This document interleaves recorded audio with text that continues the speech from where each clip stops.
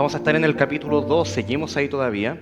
Antes de ir al pasaje en sí, generalmente pensaba, cuando un escritor escribe una novela sobre, por ejemplo, una historia de fantasía, el autor se mantiene aparte de los personajes. No se mete ahí, en la escena. Los personajes no reconocen al autor, como que no saben que está el autor con tal nombre, con tal apellido escribiendo esa historia. El autor ni siquiera piensa, siquiera se le pasa por la cabeza en algún momento meterse dentro, involucrarse ahí con los personajes. Eso no se hace. Involucrarse como si fuera un personaje más. Hay algunos ejemplos ahí con algunas novelas, una de Miguel de Unamuno, otra de Bolaño, pero son muy pocos los ejemplos. Y en ocasiones las historias también son tan poderosas, son tan grandes, que si el autor se involucrara, si yo me metiera ahí, en medio quizá de historias con batallas, lo que sea, no tendría yo la suficiente fuerza, ni tampoco tendría la suficiente astucia para solucionar problemas. No, el escritor no es más fuerte como para vencer a un dragón, por ejemplo. El autor no es más inteligente que el detective que él mismo creó. Sin embargo, ahora cuando nos referimos al autor de la vida, no de una novela de fantasía, al creador de todas las cosas, no hablamos de uno que es más débil que la obra, que es lo que pasaría comúnmente. Hablamos de uno infinitamente más grande, de uno infinitamente más fuerte que todo lo creado, que todo lo imaginado, y ese autor se involucra ahora, se involucra en la escena con la misma creación que él hizo. ¿Para qué? Para salvar a esa creación, para liberarla de una esclavitud, de la esclavitud más grande que podría existir. Así que quiero que vayamos a la carta a los Hebreos, capítulo 2, versículos 10, y vamos a leer hasta el 15. Normalmente leeríamos hasta el 18, pero vamos a dividir esto en dos partes, así que continuaremos la próxima semana con esto. Hebreos capítulo 2, del 10 al 15. Voy a leer el texto, versión Reina Valera, y luego vamos a orar. Dice así: porque convenía a aquel por cuya causa son todas las cosas, y por quien todas las cosas subsisten, que habiendo de llevar muchos hijos a la gloria, perfeccionase por aflicciones al autor de la salvación de ellos. Porque el que santifica y los que son santificados de uno son todos, por lo cual no se avergüenza de llamarlos hermanos, diciendo: anunciaré a mis hermanos tu nombre, en medio de la congregación te alabaré. Y otra vez, yo confiaré en él. Y de nuevo, he aquí yo y los hijos que Dios me dio. Así que, por cuanto los hijos participaron de carne y sangre, él también participó de lo mismo, para destruir por medio de la muerte al que tenía el imperio de la muerte, esto es, al diablo, y librar a todos los que por el temor de la muerte estaban durante toda la vida sujetos a servidumbre. Gracias, Padre, por tu palabra, porque podemos leerla, porque podemos aprender de ti. Te ruego, Señor, que tu Espíritu Santo hable, que pueda plasmar, Señor, lo que durante la semana se ha estudiado, que ahora pueda llegar al corazón de cada uno, incluso al mío, Señor. Continúa hablando, continúa, Señor, transformando nuestras vidas. Te pido que tu Espíritu Santo ilumine, que dé entendimiento, que confronte, que consuele, que nos muestre, Señor, quién eres tú. Y oramos en el nombre de Jesús. Amén. Bueno, el autor, si ven ahí el díptico con el bosquejo, el autor está involucrándose en su propio plan. Lo que se detalla acá en estos versículos que leímos es el sentido del plan de Dios para liberar al hombre de la esclavitud. ¿Por qué tenía que ser así? ¿Por qué no tenía que ser de otra forma? Es el propósito acá de lo que escribe el versículo 9, de lo que dice acá. Pero vemos a aquel que fue hecho un poco menor que los ángeles, a Jesús, coronado de gloria y de honra a causa del padecimiento de la muerte, para que por la gracia de Dios gustase la muerte por todos, gustase la muerte por todos. ¿Por qué? ¿Por qué tenía que ser así? ¿Cuál es la motivación que lleva a Jesús ahora a que deba venir a la tierra a rescatar al hombre y hacerlo de esa forma? Porque decíamos la semana pasada que el hombre había sido creado con un propósito único. Y luego él pecó. Y todo el plan se arruinó. Entonces esa idea de sojuzgar la tierra, de ser autoridad sobre la creación, de ser la imagen de Dios, como castigo del pecado, el hombre queda ahora separado de Dios, separado completamente, muerto espiritualmente, ya no puede acceder a su gloria y condenado a la muerte eterna, el infierno eterno, el castigo por el pecado que vemos ahí en los primeros 3 capítulos de Génesis.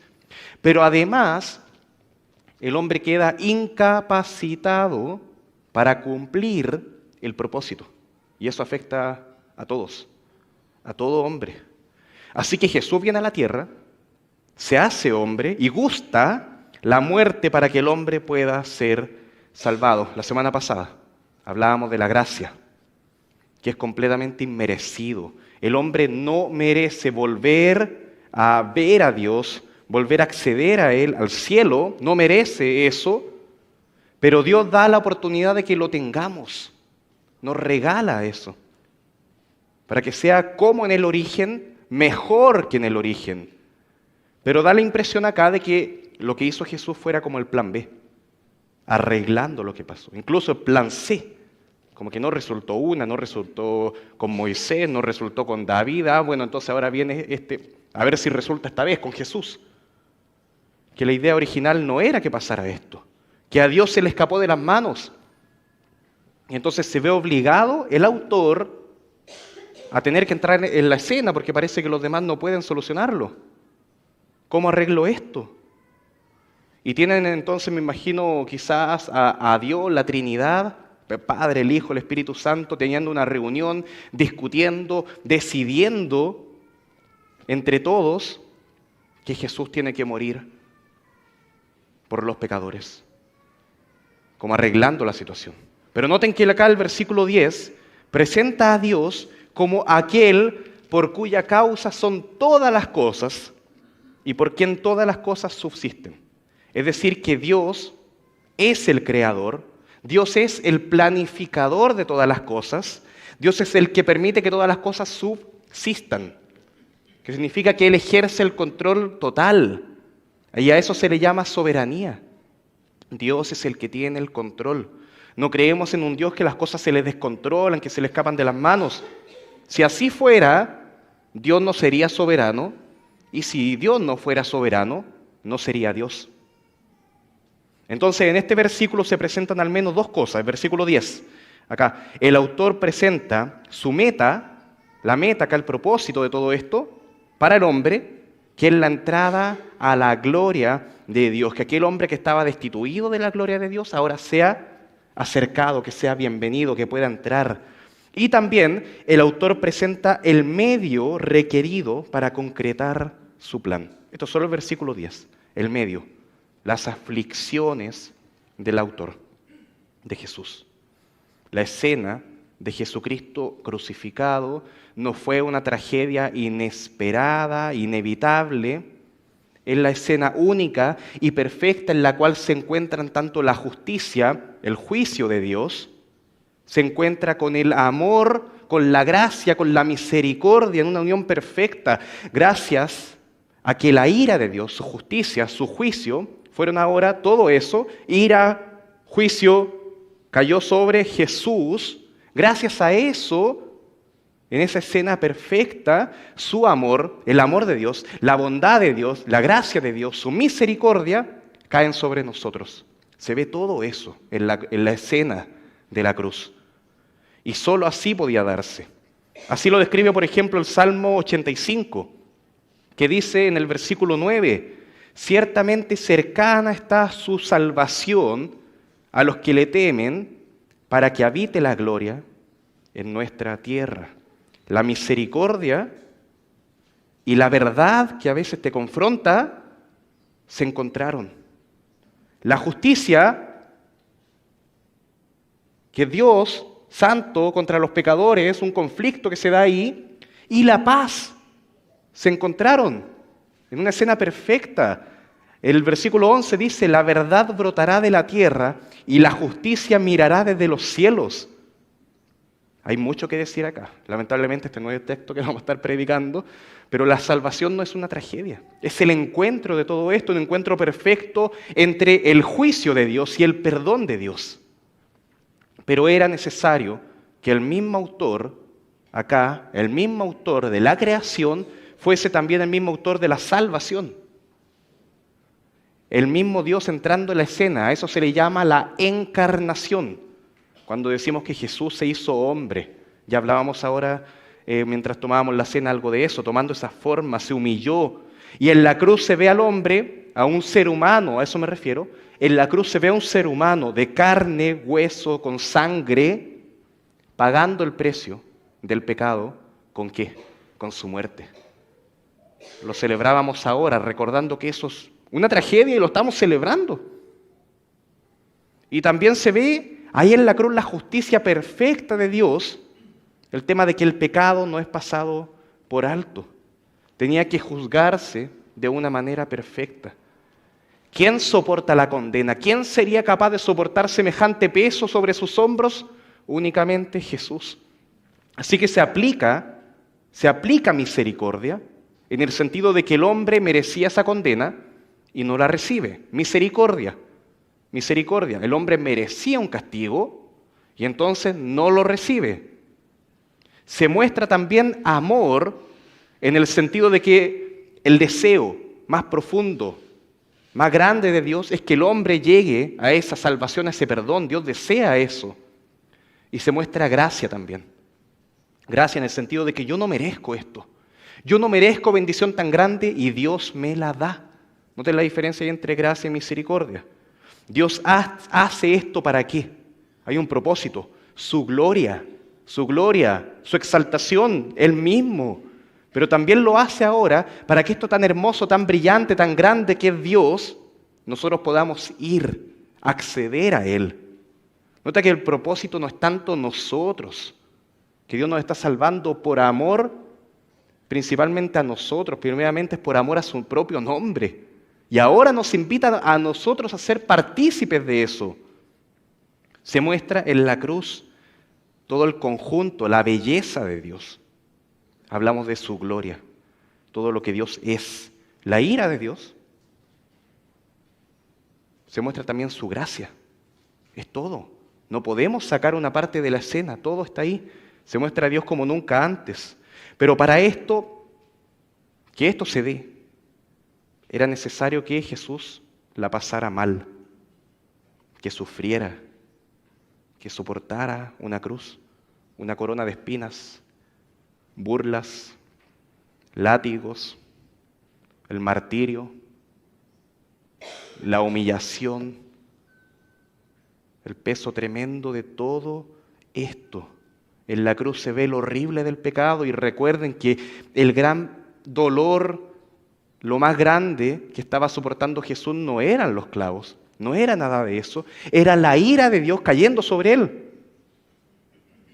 Era eso, el castigo del pecado. Y así en esa escena que se ve lo más horrible del pecado, también se ve lo más hermoso de la gracia de Dios. Entonces en el versículo 10 vemos cómo el autor presenta este propósito, su meta para el hombre, que es que el hombre acceda, tenga entrada a la gloria, a él mismo, pueda darle un abrazo al hombre pecador.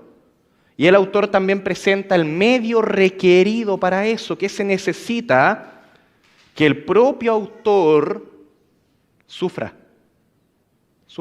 Cuando dice que Jesús tenía que ser perfeccionado, noten ahí en Hebreos 2, versículo 10, habla de que perfeccionase por aflicciones al autor de la salvación de ellos. Cuando dice eso no se refiere a que Jesús era imperfecto, porque parece que dijera eso y es como muy obvio. Parece que dijera que es imperfecto y tiene que ser perfeccionado, que tenía que alcanzar ese punto, pero no es eso, no es eso. ¿Me explico? En Hebreos 2, cuando estamos en Hebreos 2, que ya lo hemos visto, Se considera la perfección como el acto de ser completado. Recuerden esto, les dije que el hombre fue creado con toda la capacidad para llevar a cabo su misión, para cumplirla, ser autoridad en la tierra, ser la imagen de Dios acá entre los hombres, entre la creación. Ahora, el hombre fue creado con todo eso, pero no había sido todavía la misión hecha. Todavía no era misión completada. No, tenía que tener hijos y tenía que llenar la tierra. Y eso no lo iba a hacer Adán y Eva en una semana. No, eso iba a tomar bastante tiempo. Tenía que ser perfeccionada esta misión. Yo te puedo dar, por ejemplo, un yogur de pajaritos. Ahora, antes de venir acá, de hecho, desayuné un poquito de eso, pero están los cositos, ¿ya? Y te puedo decir, ya te paso este puñadito, ahí, toma, pero tiene el objetivo de hacer 10 litros de yogur. Te pasé un puñadito, así. Ahora, ese yogur, esos pajaritos tienen el poder y la capacidad para llegar a ser 10 litros. Sí, escuché un sí con mucha seguridad por ahí. Y está bien. Y yo te puedo pasar todos los implementos necesarios, todo, la leche, todo lo que se necesite, pero solo te paso un puñado chiquitito de pajaritos. Están perfectos, no tienen defecto, pero aún así tiene que ser completado. Tiene que ser perfeccionado. Tienen que comenzar el proceso de reproducción y llenar el frasco. Y experimentar varios procesos que no se lograrán rápido. Jesús. Volvemos a Jesús. Jesús era perfecto, es perfecto, siempre fue y será Salvador perfecto, siempre es misericordia, amor eterno. Pero su misión de Salvador no había sido completada, perfeccionada, sino hasta el momento en que Jesús, estando en la cruz, dice consumado es. Cuando Jesús entrega su espíritu, cuando Jesús muere. Y eso después se ratifica con el momento de la resurrección. Entonces era necesario que así ocurriese. Tenía que ser perfeccionado, completado. Para salvar al hombre tenía que pagar por la salvación tuya, por la salvación del hombre. Hombres, mujeres, niños, adultos, todos. Y para pagar por la salvación del hombre tenía que morir. Así tenía que ser. Y esto nos recuerda el día de hoy que el sufrimiento que podemos tener, que si lo estás pasando mal, y sobre todo que si eso es por la fe, o pueden darse muchos motivos, ¿ya? Pero si lo estás pasando mal el día de hoy, eso no es un obstáculo, no es que a Dios se le descontroló todo, no es un estorbo en tu camino para cumplir tu tarea, sino que es parte del proceso que Dios está usando eso para que tú llegues a la meta que Él tiene preparada. Es parte del proceso. Si Jesús tenía que sufrir aflicción para ser completado como Salvador, ¿cuánto más nosotros tendremos que seguir a Jesús en un camino semejante de sufrimiento? Después, cuando terminemos acá la reunión, la hermana Aura con Belén, si no me equivoco, no, Aura, nos va a mostrar un video sobre unos casos que ocurren en África de persecución, casos reales, para que podamos también orar por eso, recordar eso, porque acá estamos bien cómodos y podemos hablar del sufrimiento y pensamos en muchas cosas, deudas, enfermedades, seguridad, inseguridad, pero hay otros hermanos tuyos, hermanos míos, que tienen al mismo Señor que lo están pasando horrible. Necesitamos también ver de alguna forma todo eso. Entonces Dios no se equivoca cuando trae sufrimiento a nuestras vidas. Dios nos está preparando, tiene que ser así. Si nos llamamos nosotros seguidores de Jesús, recordemos también que el camino de Jesús fue de sufrimiento. O sea, como los seguidores de Jesús la pasan muy bien, pero el Jesús la pasa muy mal. No, todos van en ese mismo camino. Soportó aflicciones por amor a nosotros y así también nosotros podemos soportar por amor a los demás. Y más todavía por amor a Jesucristo. Y así nos identificamos, paso a otra palabra clave ahora, identificamos con Jesús y con todo su camino, como primeramente Jesús se identificó como un hombre. Jesús se identificó como nosotros. Y el segundo punto lo llamo así, esa palabra es clave. El plan detallado para salvar al hombre, ¿cuál es? Identificarse como uno de ellos en el versículo 11 y 13, al 13. Yo quiero explicar esto nuevamente con un ejemplo y ténganme paciencia, un ejemplo muy carnal, muy humano, pero que quizás así logremos todos entenderlo. Imagina un futbolista, ay me fui ya, mal, ya, pero imagina un futbolista de un equipo reconocido a nivel mundial, ya, que decide hacer un gol, ya, eso es muy normal, y decide dedicarlo a toda la hinchada. Bien, dice, quiero celebrarlo juntos, quiero celebrarlo con ellos. Entonces ahora, él, entre comillas, completa su misión y hace un gol. Pero todavía no ha sido perfeccionado eso. Él dijo que quería hacer algo más. Él quería celebrarlo con los suyos. Y los hinchas también lo están celebrando. Entonces ahora, ¿qué tiene que hacer él? Él comienza a buscar a los hinchas, a los seguidores, los aficionados, a eso me refiero, en el estadio, y lo primero es preguntarse cómo son. ¿Son acaso los que tienen la camiseta de otro color que el mío? ¿Son acaso los que están enojados, con la cabeza agacha, tristes? No, ¿cuáles son los míos? ¿Cuáles son con los que yo quiero celebrar? Son los que se visten como yo, los que llevan esa misma camiseta, los que no se avergüenzan de ponérsela, y que ahora están explotando de felicidad, están saltando por lo que acabo de hacer yo. Y los identifica de inmediato, sabe quiénes son. No se va a cantar, a celebrar con la hinchada rival, para nada. Va hacia ellos y se une a la celebración como uno más. Esa era la tarea. Yo quiero hacer eso y quería hacerlo.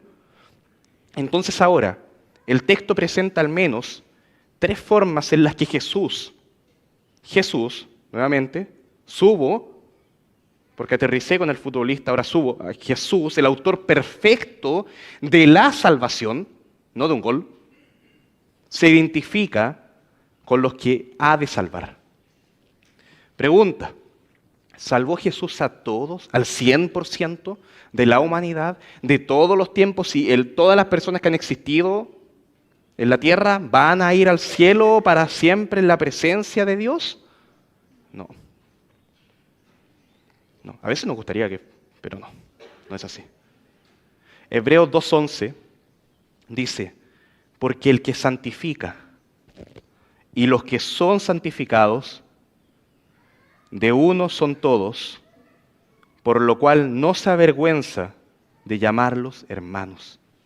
El Salvador acá se identifica primero con ellos. Salva para que ahora los salvados sean hechos hijos de Dios. Acá cuando se habla de santificación, el que santifica, los que son santificados, se refiere a la salvación.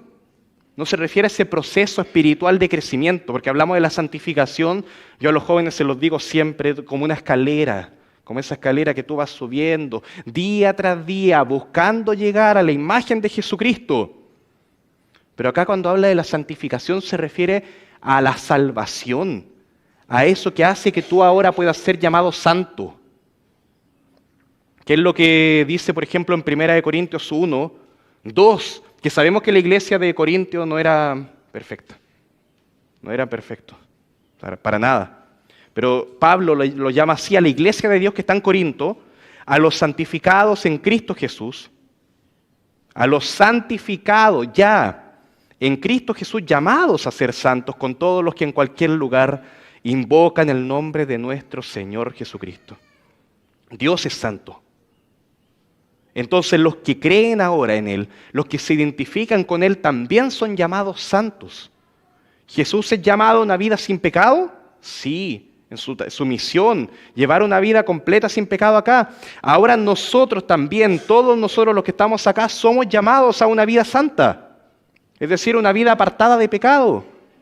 Ahora entra el tema y nuevamente vuelvo con el ejemplo de la escalera. Estamos en este proceso. Estamos subiendo de a poquito.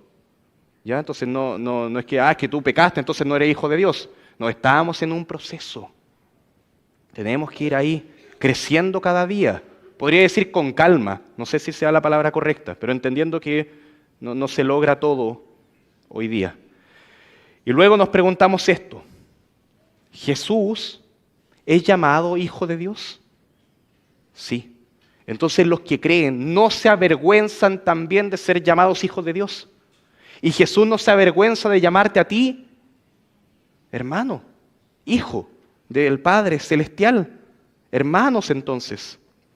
Y el Salvador también se identifica con la alabanza, diciendo en el versículo 12, anunciaré a mis hermanos tu nombre, en medio de la congregación te alabaré. Nota que es uno más, está diciendo soy uno más. Sería extraño que el futbolista del ejemplo hiciera un gol y toda la hinchada del equipo para el que hizo el gol está así. O están mirando el celular, están apáticos, se quieren ir, no le interesa el gol. Sería muy extraño. Estarían vueltos locos. Entonces Jesús reconocía a Dios como quien era y ahora espera que nosotros también lo reconozcamos a Él. Jesús lo proclamaba con sus labios. Él rendía adoración también al Padre. En Mateo 11:25, nota que Jesús, siendo Dios, nos muestra lo que tenemos que hacer. En aquel tiempo, dice Mateo 11:25, respondiendo Jesús dijo, te alabo, Padre, Señor del cielo y de la tierra, porque escondiste estas cosas de los sabios y de los entendidos y las revelaste a los niños. Te alabo. El futbolista identificaba a los suyos. Y dije que era un ejemplo imperfecto, un ejemplo carnal. Pero ahora hablamos de Jesús que identifica a los suyos por medio de que comparten la misma alabanza. ¿Cuál es la pregunta? ¿Eres hijo de Dios?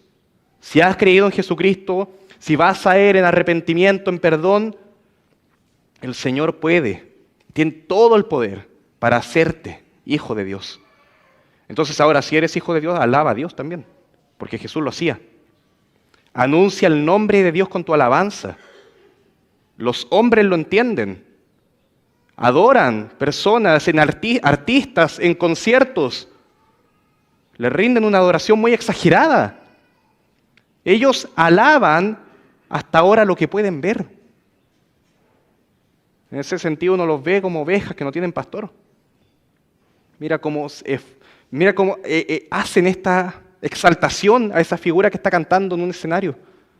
Mira cómo hacen exaltación a los que corren en la cancha.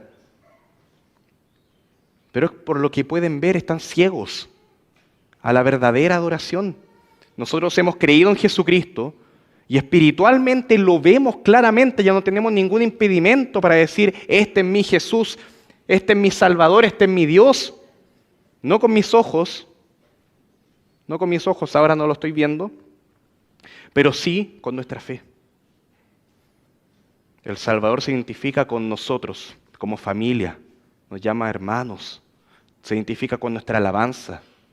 Estamos alabando con Él y también con nuestra confianza. El versículo 13, ahí en Hebreos 2, dice, y otra vez, yo confiaré en Él. Y de nuevo, he aquí yo y los hijos que Dios me dio. Esa es la fe. Confiaré yo en Él. Sigamos ese mismo ejemplo. Jesús se identifica para que ahora tú te identifiques con Él. Si te identificas con Jesús, confía también como Jesús. Esto me lo hablo a mí mismo. Confía, Guido, en Jesús como Él lo hizo. A su Padre. Y la fe es, según Hebreos 11, versículo 1, la certeza de lo que se espera, la convicción de lo que no se ve. Y en Hebreos 11:6, ahí mismo, pero sin fe es imposible. Necesitamos de esto, porque es imposible agradar a Dios. Porque es necesario que el que se acerca a Dios crea que le hay. Y no solamente que existe, sino que galardonador de los que le buscan. La misma confianza que tenía Jesucristo, mientras estuvo acá en la tierra, sujeto a debilidad, como un hombre, humillado, como un hombre, pero sin pecado, esa misma confianza tenemos que también tenerla nosotros. Ahora batallamos con nuestro pecado y nuestro propio pecado nos lleva a desconfiar. Pero tenemos que ir creciendo. Vuelvo con el ejemplo de la escalera, ¿bien? Pero tenemos que ir creciendo firmemente, subiendo y subiendo, ¿ya? Nunca bajando. En 1 de Pedro 2, versículo 23, habla así de Jesús. Quien cuando le maldecían, no respondía con maldición. Cuando padecía, no amenazaba. Nota que de repente a uno como que el auto de atrás nos toca la bocina y ya como que explotamos. No sé. Prendemos la tele, vemos las noticias y ya como que explotamos. Cuando padecía no amenazaba, sino encomendaba la causa al que juzga justamente. Sería todo muy diferente si las noticias fueran un motivante para orar en vez de un motivante para maldecir. Ponte en el caso, Jesús viendo las noticias. Ponte en el caso, tú eres hermano, en este sentido, identificado con Jesús. Tú también, y Cristo en nosotros. Que pongo el caso de Jesús viendo las noticias, pero nosotros somos hijos de Dios también. Entonces pongo el caso de tú viendo las noticias y maldiciendo. Sino que encomendaba la causa al que juzga justamente. Tenemos que cambiar. Cosas que tenemos que cambiar. Tenemos que apuntar a esta fe.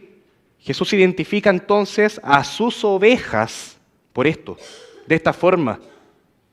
Aquellos que reconocen a Dios como Padre, aquellos que ahora los llama hermanos, aquellos que alaban a Dios el Padre por medio de reconocer a Jesús como Señor y Salvador, aquellos que confían en Dios.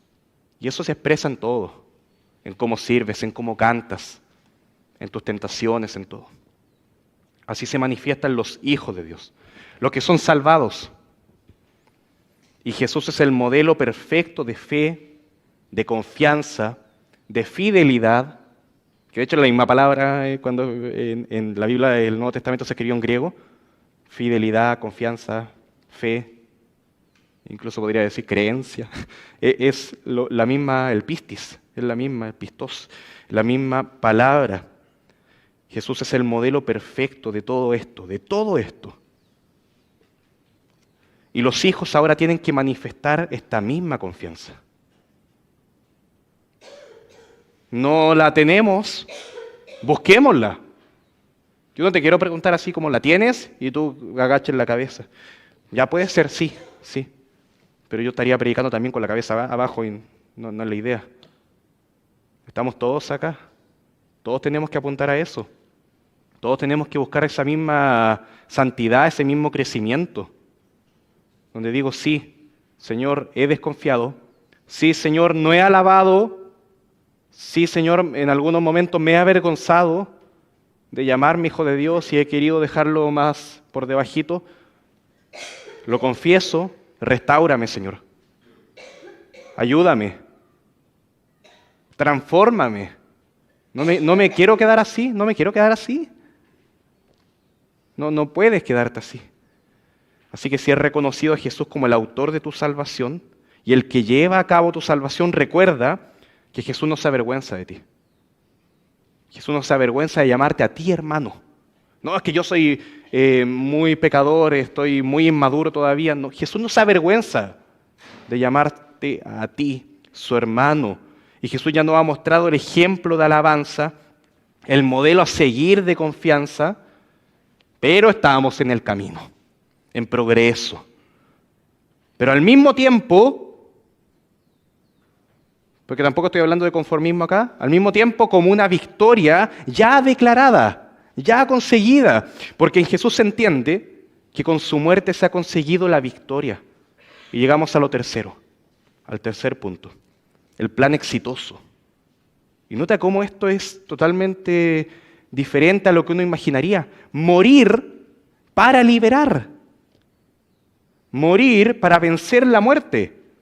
Jesús murió verdaderamente, pero su muerte no fue una derrota, para nada. Su muerte fue lo que nos liberó de la esclavitud del pecado y del miedo que produce ahora la muerte, que nos puede producir, no quiero que llegue ese momento porque puede pasar esto y otras cosas. Jesús lo que hace es que destruye a la muerte por medio de involucrarse como un caballo de Troya en la misma muerte. Lo voy a explicar. Primeramente dice, por cuanto los hijos participaron de carne y sangre, Él también participó de lo mismo. La naturaleza del hombre, como yo, como tú, es la de alguien que inevitablemente va camino a la muerte. Hay una expresión inglesa que dice que hay dos cosas que como seres humanos no podemos evadir: la muerte y los impuestos. No se puede, es algo totalmente real a lo que va con eso, es que todos vamos a enfrentar ese momento, a menos que el Señor venga antes. Así que cuando Jesús se hace hombre, también se está comprometiendo voluntariamente a enfrentar esto como un hombre más, que va a morir. ¿Pero para qué? Para salvarnos. Él se hizo como nosotros. Él entró en la misma esfera que nosotros, en el mismo escenario, podríamos decirlo. Y esto era sumamente necesario porque Romanos 6:23 enseña que la paga del pecado es la muerte. Y porque el que debía morir debía ser un hombre, debía ser un ser humano. ¿Cómo es eso? El próximo domingo vamos a entrar ahí en mayor detalle con los siguientes versículos. Así que no voy a entrar tanto en ese tema, pero el que debía morir debía ser un hombre, de lo cual se hablará. Cuando dice acá que Jesús participó de carne y sangre, está diciendo que Jesús se involucró ahí mismo. Si tú estás en un incendio, imagínate, incendio, el bombero que te va a salvar tiene que meterse, involucrarse, tocar el fuego también. Si tú te estás ahogando en el mar, la persona que te va a salvar, normalmente lo que haría es meterse también, sumergirse en el mar para salvarte a ti. Si a ti te están asaltando y te están golpeando, el que te va a salvar tiene que también involucrarse en la pelea, tiene que meterse ahí y probablemente reciba alguno que otro golpe. Asimismo, si tú estás encadenado a un cuerpo frágil y mortal, como el de todos, que no puedo decir que acá nadie es inmortal, todos estamos encadenados a esto, el que te va a salvar y que ya te salvó, tiene que participar de eso mismo. No puede hacerlo de otra forma. Y si tú tienes que ser salvado de la muerte, el que te va a salvar va a tener que también involucrarse con eso. Involucrarse con eso. Cristo entró en nuestra historia, Él tomó nuestro dolor y murió nuestra muerte, soportó todo eso para que nosotros ahora seamos salvados de esa muerte y nunca más vuelva a tener el mismo efecto. Para destruir, dice nuestro texto, versículo 14, segunda parte, para destruir por medio de la muerte al que tenía el imperio de la muerte, esto es al diablo. Con la muerte de Jesús pierde este efecto tan temido, la muerte, que aterroriza, que era acá lo que tenía que pasar, o sea, lo que era antes, es que la muerte era el puente entre esta vida y el infierno. Era el puente entre esta vida y una incertidumbre terrible de que no sabías qué iba a pasar. Era el puente entre esta vida y dejar a mucha gente sola y lágrimas. Con la muerte, ahora Jesús, con su muerte, destruyó a aquel que usaba la muerte como arma principal. El que tenía el imperio, esto es al diablo, al acusador. Porque en Colosenses 2:15, miren, quiero que vayamos a Colosenses. Quiero que vayamos un poquito. Llegué a la primera, hice así y llegué bien. Colosenses 2:15, hablando de la cruz, hablando de la muerte de Jesús, hablando de lo que Él soportó por nosotros, Dice, y despojando a los principados y a las potestades, los exhibió públicamente, triunfando sobre ellos en la cruz.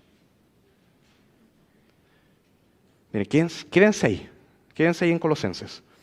En Apocalipsis 12:10, ahí sí, hasta el 12, quiero leer unos versículos para ti. Que ponga atención, ¿ya? Necesito que ponga atención a lo que voy a decir. Quédate en Colosenses, a menos que si quieres ya bien. Entonces oí una gran voz del cielo que decía, ahora ha venido la salvación. Esto ya al final de todos los tiempos. Ahora el poder y el reino de nuestro Dios y la autoridad de su Cristo. Porque ha sido lanzado fuera, ¿quién? El acusador. Ha sido el acusador de nuestros hermanos, el que los acusaba delante de nuestro Dios día y noche. Y ellos le han vencido por medio de la sangre. Nota que somos vencedores por medio de la sangre del Cordero y de la palabra del testimonio de ellos, y menospreciaron sus vidas hasta la muerte. Versículo 12, por lo cual alegraos, alégrate, alegraos cielos y los que moráis en ellos. Pero hay de los pecadores, este es lo contrario total al bienaventurado que se habla muchas veces, hay de los moradores de la tierra y del mar, porque el diablo ha descendido a vosotros con gran ira, sabiendo que tiene poco tiempo. Satanás acá, podríamos nuevamente hablar, es lo mismo que pasó con el Salmo, podría hablar mucho acá. Satanás, como el acusador, cumple una función totalmente, diametralmente contraria a lo que hace Jesús como un abogado intercesor en favor nuestro. Jesús como abogado es el recordatorio de que tenemos perdón de nuestros pecados, que Él es fiel y justo, que tenemos esa salvación, que nada nos separará de eso. Satanás, el acusador, es el recordatorio. Menciono el acusador porque cuando en el texto de Hebreo decía el diablo, la palabra que traduce eso significa precisamente acusador. Satanás es el recordatorio para toda persona de que te vas a morir y que luego vendrá lo peor, el castigo de Dios, y que tienes que ser castigado. Satanás te está recordando eso. Y Satanás, junto con eso, anuncia el engaño que enseña al mundo ahora de que no hay Dios, de que no hay perdón, de que no hay evangelio, no hay Jesucristo, no hay perdón para tu pecado, o que la gracia de Dios no es suficiente, no basta. Satanás enseña eso. Y de muchas formas. Pero el Señor nos recuerda que Él ya pagó todo el precio, de que ya estamos perdonados. Mira, ¿te quedaste en Colosenses? Colosenses capítulo 2, versículo 15. Quiero que vayamos al versículo 13, un ratito. Y a vosotros estando muertos en pecados, mal, y en la incircuncisión de vuestra carne, mal, os dio vida. Acá viene la salvación. Os dio vida juntamente con Él, perdonándoos todos los pecados. Y acá, anulando el acta de los decretos que había contra ti, contra nosotros, que nos era contraria, quitándola de en medio y clavándola en la cruz. Y despojando a los principados y a las potestades, los exhibió. Fueron derrotados. La muerte fue derrotada, no tiene ningún aguijón ahora, triunfando sobre ellos en la cruz. Esta herramienta que tiene Satanás para atormentar al hombre y alejarnos de Dios queda completamente anulada. No quiere decir que los pecados que el acusador te va a enrostrar, que estos son todos tus pecados, no quiere decir que esos pecados del pasado son simplemente ignorados. No quiere decir eso. Sino que esos pecados que teníamos son reales, son graves, pero todos han sido perdonados. Su poder para llevarte a ti a una condena ya no existe. Ya no existe. No porque yo lo digo, sino porque la palabra de Dios así lo enseña. La pregunta entonces es, ¿qué podrá hacer Satanás ahora? ¿Quién nos acusará? Y Satanás quiere nuevamente que volvamos a esto como viejos pensamientos que tenemos de que no es suficiente, de que no, me voy a ir al infierno, de que no, Jesús no pagó por mí. Y que tú quedes con esa duda y esa incertidumbre, que te deje mal. Pero en Romanos 8:31, para que entendamos bien este texto, que muchas veces lo cantamos, dice, versículo 31, ¿qué pues diremos a esto? Si Dios es por nosotros, ¿quién contra nosotros?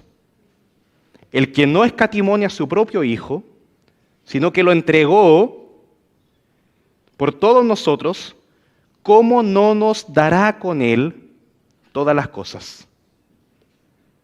¿Quién acusará? Dice el versículo 33. ¿Te suena parecida esa palabra? ¿Quién acusará a los escogidos de Dios? Dios es el que justifica. ¿Te hace más sentido? ¿Quién es el que condenará? Cristo es el que murió. La muerte ya no tiene poder. Cristo es el que murió. Más aún, el que también resucitó. Y ahí podríamos seguir hablando ahora de la resurrección. El que además está a la diestra, y podríamos seguir hablando ahora de la ascensión. Jesús está en los cielos. El que también intercede, y podemos seguir hablando mucho, mucho más. Satanás ya no puede exigir condena sobre aquellos por quienes Cristo murió. Y eso ahora nos permite ahora el privilegio de que vivamos sin miedo, que vivamos sin temor a esto.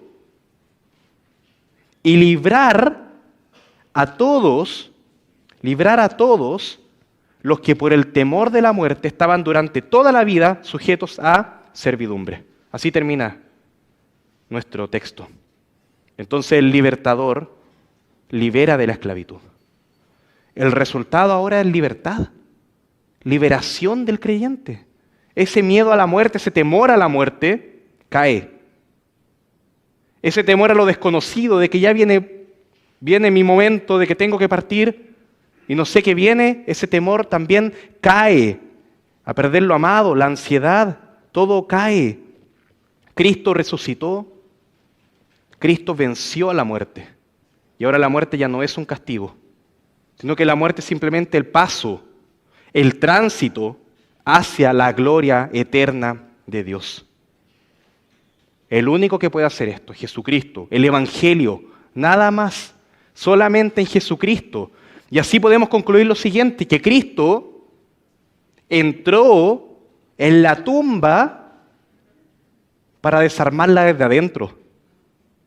Cristo entró a la muerte para destruirla desde adentro. Y era así que tenía que ser. Para destruir a la muerte y el imperio de la muerte, Jesucristo murió. Y estando ahí, en su ambiente, en su muerte, la derrotó por completo. Su victoria es total. El diablo fue vencido, la muerte ya no tiene ningún poder, y los redimidos ahora, los salvados, los que son hechos hijos de Dios, ahora somos liberados para vivir sin temor. Eso es lo que enseña la palabra de Dios. ¿Cuál es la conclusión nuevamente? Hemos sido liberados de la esclavitud del pecado. ¿Para qué? Satanás ya no nos acecha, ya no tiene ningún poder. ¿Y ahora qué? ¿Qué podemos alcanzar con esto? ¿A dónde nos da entrada? ¿Para qué? ¿Para qué estábamos acá en Hebreos capítulo 2, versículo 10? Porque convenía a aquel por cuya causa son todas las cosas y por quien todas las cosas subsisten, que habiendo de llevar muchos hijos, ¿a qué? A la gloria de Dios. La hermosura, el brillo perfecto, incomparable de Dios. Entonces, si Dios te está salvando, si te está liberando, es para que vivamos sin avergonzarnos de ser llamados hijos de Dios. para que vivamos alabando y para que vivamos confiando en Él, que nos dio el ejemplo para que andemos como tenemos que andar. Hermano, ahora tenemos tiempo para cantar. Podemos expresarlo desde ya. Tenemos toda una vida por delante en la que tenemos que confiar y seguir adorando a Dios. Pero que no se quede en esto. Que sea una vida transformada en la que Dios tiene el poder realmente y tú estás sometido a ese poder, donde ruegas, que es lo que quiero que hagamos hoy día. Ahora, en oración, quiero que oremos por esto, para que el Señor transforme nuestras vidas a una vida de mayor adoración, una vida que sea más consciente de la gloria de Dios y de lo que Él está haciendo, hizo y hará por nosotros. Oremos al Señor.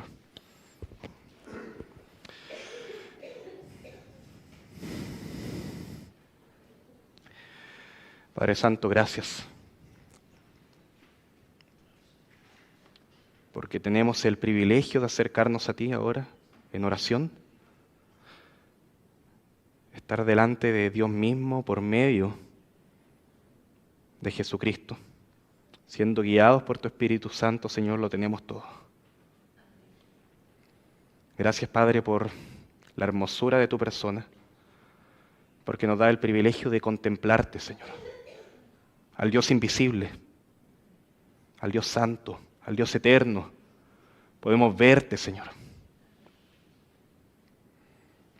Quizá ahora no con nuestros ojos, con muchas limitaciones y con nuestro pecado, Señor, pero tú ya has vencido. Gracias, Señor, por que a pesar de quién soy yo, me permites anunciar esto. Y gracias también por los hermanos que pueden escuchar esta palabra y por todo aquel que quizá ahora, no siendo creyente, puede ser confrontado por esta y consolado también con tu gracia. Señor, aquel que no es tu hijo, que no te reconoce todavía como Señor y Salvador,